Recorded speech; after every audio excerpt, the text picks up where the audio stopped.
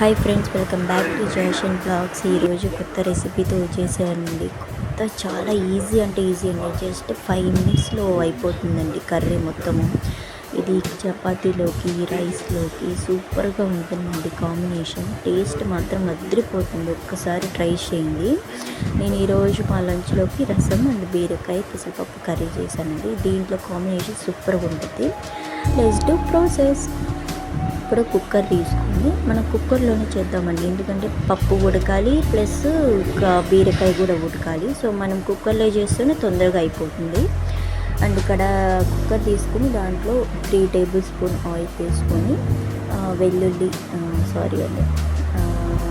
లవంగాలు 2, ఒక పట్ట వేసేసుకొని బాగా వేగాక మన ఆనియన్స్ కట్ చేసి పెట్టుకున్నాం కదా, అది వేసేసి కొంచెం బాగా వేగాక మనం 1.5 టీ స్పూన్ అల్లం వెల్లుల్లి పేస్ట్ వేసుకొని బాగా దూరగా వేయించేసుకోండి. పచ్చివాసన పోయేంత వరకు వేయించుకుందాము.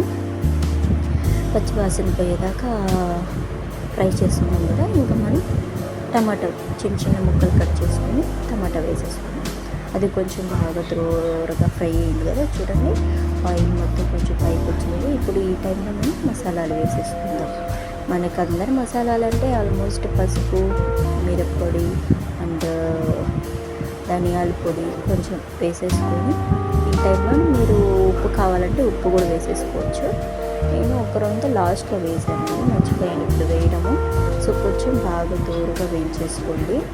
చూడండి నేను వీడియోలో చూపిస్తున్నాను కదా, ఇట్లా బాగా ఫ్రై అయ్యాక ఒక 5 మినిట్స్ మూత పెట్టేసి సిమ్లో పెట్టేసాను. ఇప్పుడు చూడండి ఆయిల్ అంతా మసాలాలు కొంచెం బాగా మగ్గాయి కదా, పచ్చివాసన పోయి ఆయిల్ మొత్తం పైకి వచ్చేసింది కదా. చూడండి ఈ టైంలో బీరకాయ ఇట్లాగా మరీ తొక్కు తీయకండి. మరీ ఎక్కువ లైట్ మొత్తం తొక్కు తీసేసారంటే మనకి తినేదానికి అడిగేం ఉండదు. కొంచెం ప్రోటీన్ మొత్తం దాంట్లోనే పోతుంది. సో మనం లైట్గా బీరకాయ లైట్గా తొక్కు తీసేసుకొని కడిగేసి నీట్గా దాంట్లో వేసేస్తాం. ఇది పెసరపప్పు ఏంటంటే ఒక 100 గ్రామ్స్ తీసుకున్నానండి. 100 గ్రామ్స్ కొంచెం బాగా నూనె లేకుండా వేయించుకొని కడిగి పెట్టుకోండి. ఎందుకంటే వేయించడం వల్ల మన పప్పు బాగా పచ్చి వాసన రాకుండా కొంచెం పెసరపప్పు కాబట్టి జిగురుగా ఉంటుంది. మనం వేయించడం వల్ల ఏంటంటే కొంచెం పప్పు అనేది బాగుంటుంది అనమాట. మరీ ఎక్కువ జిగురు లేకుండా ఉంటుంది. సో ఈ టైంలో మనము ఆ 2 వేసేసి కొంచెం ఒక గ్లాస్ వాటర్ వేసేసుకొని బాగా కలిపెట్టేసేసుకోండి. ఈ టైంలో నేను ఉప్పు వేసేసానండి. తగినంత మీకు టేస్ట్కి సరిపడంత ఉప్పు వేసుకోండి. కలిపెట్టేసి కుక్కర్ పెట్టేసుకోవడం. కుక్కర్ అని 3 విజిల్స్ 4 విజిల్స్ అంతేనండి. కరెక్ట్గా 4 విజిల్స్ వచ్చేదాకా కుక్కర్ పెట్టేసుకున్నామంటే మన కర్రీ అయితే ఉడికిపోతుంది.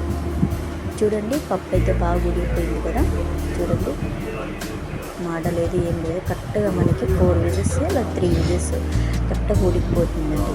చూడండి ఈ టైంలో మనం లాస్ట్గా గార్నిష్ కోసం కొత్తిమీర అండ్ దీంట్లోకి గరం మసాలా లాస్ట్ ఒక 1/2 టీ స్పూన్ గరం మసాలా వేసుకోండి. టేస్ట్ సూపర్ ఉంటుందండి. సూపర్ అంటే సూపర్ ఉంటుంది. కావాలంటే ట్రై చేయండి కంపల్సరీ. లాస్ట్లో వేసేసి కొంచెం బాగా కలిపెట్టేసి లైట్గా కలిపెట్టేసి సిమ్లో పెట్టేసేయండి 5 మినిట్స్. అంతే మన కర్రీ రెడీ అయిపోతుందండి. ఇంకా మనం వేడి అన్నంలోకి నెయ్యి వేసుకొని తినచ్చు, లేకపోతే పచ్చళ్ళు చేసుకున్నప్పుడు వేసుకొని తింటే సూపర్గా ఉంటుందండి. ఈ కర్రీ చాలా ఈజీ అండి, ఎక్కువగా అయిపోతుంది. చూడండి ఎంత బాగా సాఫ్ట్గా ఉడుకుందో. చూడండి పప్పు అనేది సూపర్ టేస్ట్. ఇట్లా ప్రోటీన్ ఉంటే నా ఛానల్ ఎవరైనా కొత్తగా చూస్తున్నట్టు సబ్స్క్రైబ్ చేసుకోండి, లైక్ చేయండి. Bye friends.